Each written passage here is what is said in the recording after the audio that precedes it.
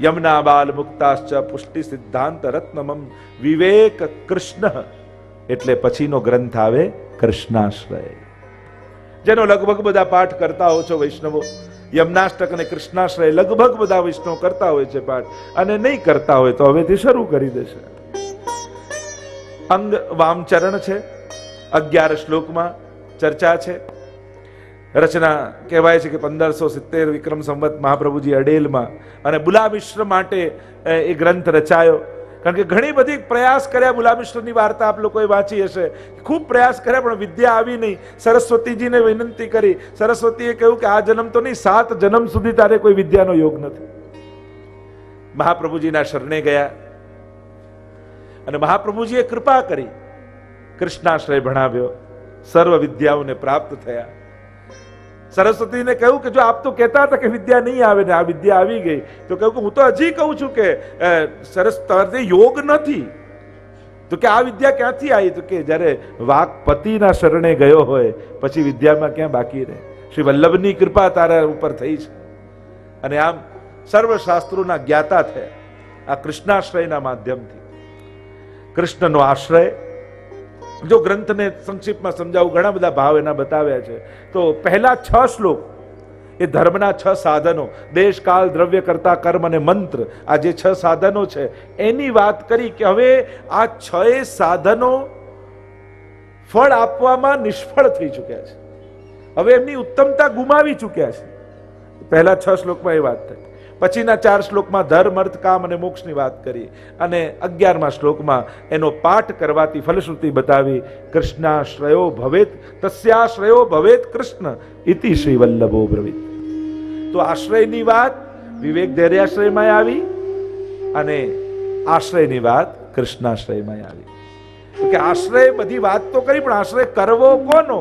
તો કહ્યું કૃષ્ણ એવ ગતિર્મમ. આ જે 14 પ્રકારના આશ્રય બતાવે, કોનો કરવો? તો કે કૃષ્ણાશ્રય. આ ગ્રંથની સંગતિ થઈ. તો આમ 10 લીલાઓ પણ છે, એની પણ ચર્ચા કરી ભાગવતજીમાં. તો એ પ્રમાણે પણ 10 શ્લોકની વાત કરી. પ્રવેશ કરીએ. પ્રથમ શ્લોક. આશ્રયનો અર્થ રક્ષણ પણ થયો એમ કહ્યું, શરણ પણ થયો એમ પણ કહ્યું. પ્રભુ જ મારા રક્ષણ કરનારા છે, પ્રભુ જ મારું શરણ છે. શું કહ્યું? કાલની વાત કરી કે કાલ કેવો ચાલે છે. કારણ કે ધર્મના સાધન રૂપ કાલ જો ઉત્તમ કાલ હોય તો જ ધર્મના સાધનો સફળ થાય.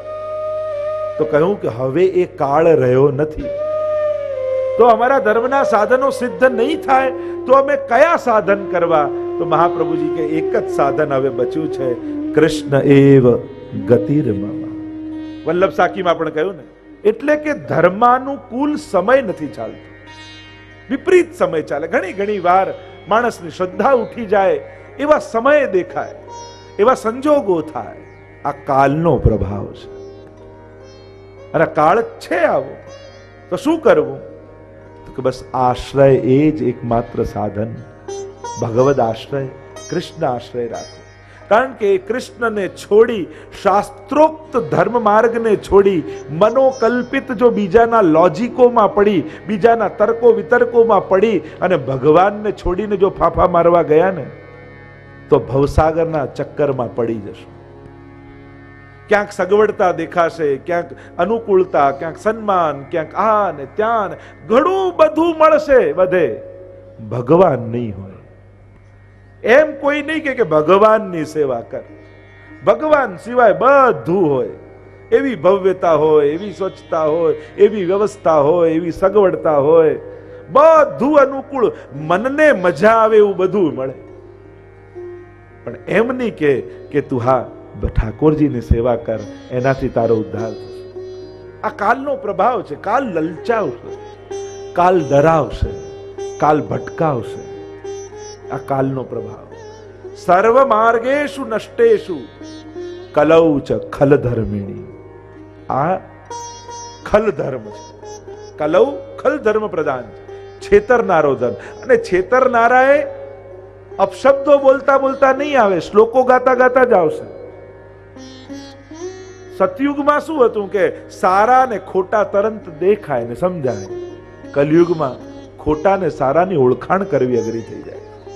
અને એટલા માટે વૈષ્ણવે સતત સજાગ રહેવું, મહાપ્રભુજીની આજ્ઞામાં રહેવું. બચવાનો એક જ ઉપાય છે, મહાપ્રભુજીએ જે આજ્ઞાઓ કરી છે એમાં રહેવું, ક્યાંય લલચાવવું નહીં.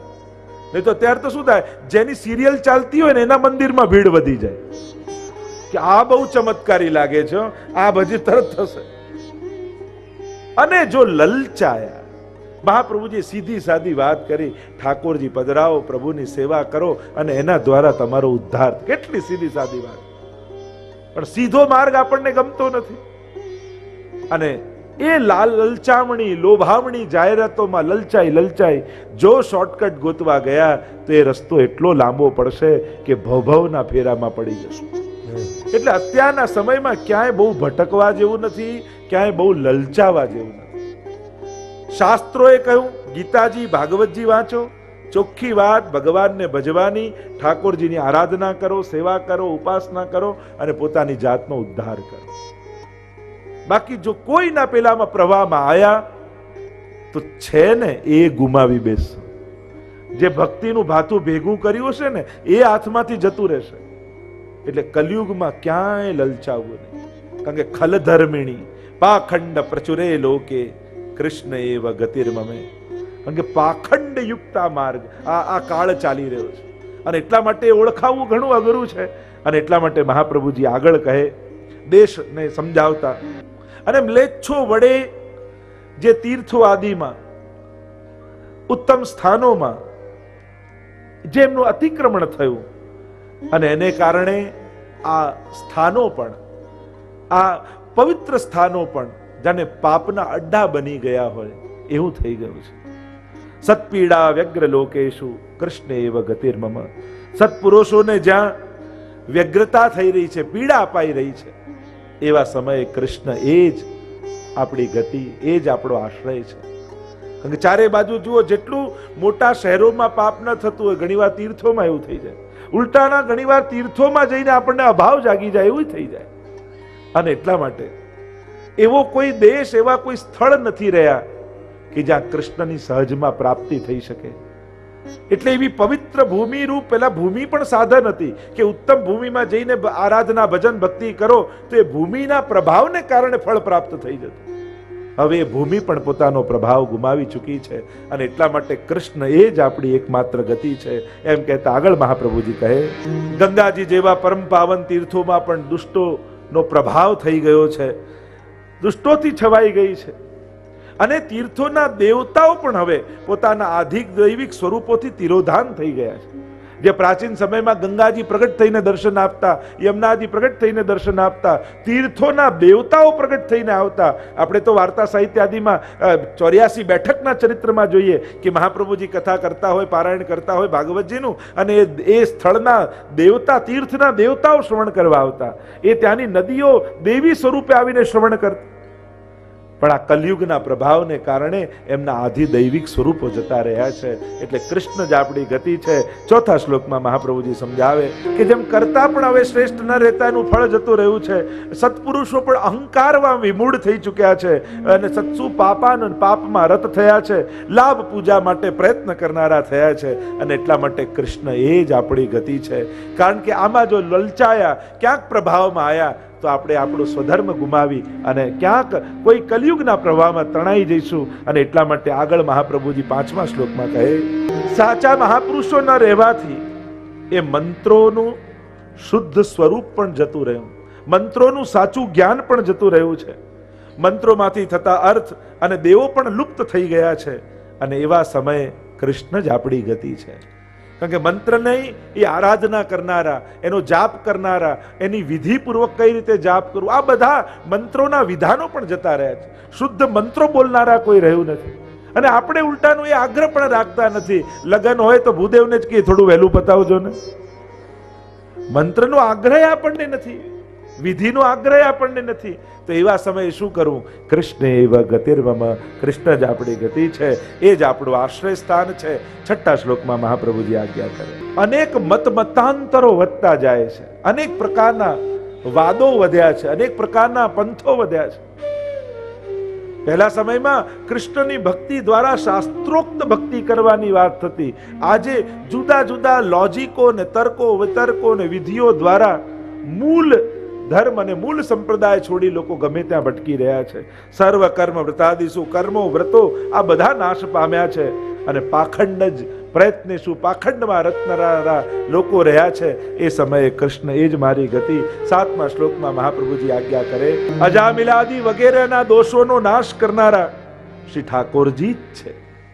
પ્રભુ જ પાપીઓને પાપમાંથી મુક્ત કરનારા છે. અને એટલા માટે એવું આપણે અનુભવીને સમજ્યું છે તો એ મહિમાને જાણી, એ મહિમા પ્રસિદ્ધ છે શાસ્ત્રોમાં, અને એટલા માટે એ કૃષ્ણ જ એકમાત્ર આપણી ગતિ છે. 8મા શ્લોકમાં મહાપ્રભુજી આજ્ઞા કરે, પ્રાકૃતઃ સકલા દેવા, દેવો ગણિતાનંદ રૂપ છે, પ્રાકૃત છે. પ્રાકૃતનો અર્થ થાય જેટલું કરો એટલું આપનારા છે, એનાથી વિશેષ નહીં આપે. જેટલું તમે સાધન કર્યા એટલું જ ફળની પ્રાપ્તિ. અને ગણિતાનંદ કમ્બૃહત, અક્ષર બ્રહ્મ પણ ગણિતાનંદ છે, પણ પૂર્ણાનંદો હરિસ્તસ્માત કૃષ્ણ એવ ગતિર્મમ. પૂર્ણાનંદ તો પરમાત્મા છે, પૂર્ણ ફલના દાતા. રાઈ જીતની સેવા કો ફલ માનત મેરુ સમાન. આવા ઠાકોરજી છે જે વ્યવહાર પ્રમાણે નહીં આપે, જે પોતાના સ્વભાવ પ્રમાણે આપે. એવા કૃષ્ણને આશ્રય આપણે છીએ એમ કહી અને આગળ મહાપ્રભુજી 9મા શ્લોકમાં આજ્ઞા કરે. મહાપ્રભુજી દીનતા પોતાની પ્રગટ કરે છે કે હું વિવેક, ધૈર્ય અને ભક્તિ વિનાનો છું અને પાપમાં ડૂબેલો છું, દીન છું. કૃષ્ણ જ મારી ગતિ છે. જીવે આવો દૈન્ય ભાવ રાખો. અમારામાં વિવેક નથી, ધૈર્ય નથી, ભક્તિ નથી. છીન છીન મેં અપરાધ પરત હે ને ક્ષણે ક્ષણે ડગલે ને પગલે અપરાધ જ કરીએ છે, પણ છીએ આપના એ વાતનું અમે સજાગ છીએ. અને એટલા માટે હે કૃષ્ણ, અમે આપના શરણે છીએ. આપ જ અમારો આશ્રય છો. અમારી પાસે બીજું કોઈ પાપમાંથી મુક્ત થવા કોઈ સાધન નથી. અમે કોઈ યજ્ઞ નથી જાણતા, મંત્ર નથી જાણતા, તીર્થ નથી જાણતા, યજ્ઞ ઉપવાસ વ્રત આદિ નથી જાણતા. અમે જાણીએ છીએ કે અમે આપના છીએ. જૈસો હું તૈસો તિહારો શ્રી વલ્લભ, ભલે બુરે સહુ તેરે શ્રી વલ્લભ, ભરે બુરે સહુ તેરે. બસ આટલું અમને ખબર છે અને અમે આપના શરણે છીએ એમ કહી 10મા શ્લોકમાં મહાપ્રભુજી આજ્ઞા કરે, સર્વ સામર્થ્યવાન, સર્વ સામર્થ્ય સહિત અને સર્વત્રૈવા અખિલાર્થકૃત અને સદા સૌના અર્થને પૂર્ણ કરનારા શ્રી ઠાકોરજી જ છે. અને હું એમને શરણાગત છું, કૃષ્ણને શરણાગત છું. કોને શરણાગત છું? જે સર્વ સામર્થ્યવાન છે. પ્રભુનું સ્વરૂપ સમજાવ્યું. અસમર્થનો આશ્રય કરશો તો સદાય ચિંતામાં રહેશો, અને સર્વ સમર્થનો આશ્રય કરશો તો જીવનમાં શાંતિને પ્રાપ્ત થશો. અલ્પાશ્રયો ન કર્તવ્ય, કર્તવ્યો મહદાશ્રય. મહાપ્રભુજી કહે અલ્પનો આશ્રય નહીં કરો, કારણ કે જે પોતે ચિંતામાં છે એ તમને ચિંતા મુક્ત નહીં કરી શકે. જે પોતે પાપમાં છે એ તમને પાપમાંથી નહીં છોડાવી શકે. એક રાજા એક વિદ્વાનને બોલાવ્યા કથા સાંભળવા માટે, અને કથા સાંભળતા હતા બ્રાહ્મણ પાસે, અને સાંભળ્યું 7મા દિવસે ભાગવત સાંભળીને મુક્તિ થઈ. ત્યારે એમણે તો પેલા બ્રાહ્મણને પકડ્યા, પૂછ્યું કે પરીક્ષિતની જો મુક્તિ થઈ તો મારી મુક્તિ કેમ ન થાય? હું તને મૃત્યુદંડ આપીશ. પેલો બ્રાહ્મણ ગભરાયો કે અરે આની મુક્તિ ક્યાંથી થાય? તો સંત આવ્યા, સંતને બંને ચરણોમાં પડ્યા તો કે આ સુખદેવજીનું સાંભળી પરીક્ષિતની મુક્તિ થઈ તો અમારી બંનેની મુક્તિ કેમ નહીં? ત્યારે સંતે કહ્યું કે એનો, રાજાએ કહ્યું એનો જવાબ આપો મહાત્મા. ત્યારે કહ્યું જવાબ આપું પણ એની યુક્તિ કરવી પડે કે એક થાંભલામાં રાજાને બાંધો, બીજા થાંભલામાં બ્રાહ્મણને બાંધો. બંનેને બાંધ્યા અને સંતે કહ્યું કે હવે તમે એકબીજાને છોડાવો.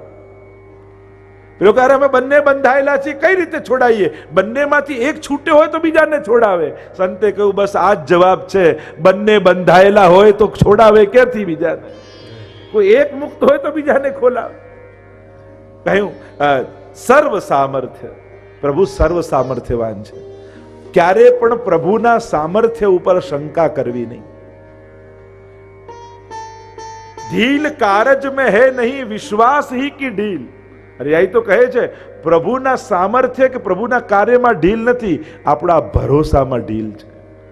કમી પ્રભુના સામર્થ્યમાં નથી, આપણા વિશ્વાસમાં કમી હોય છે. બાકી એ તો બધાનું પૂરું કરે છે, અને જે બધાનું કરે છે એ તમારું કરશે.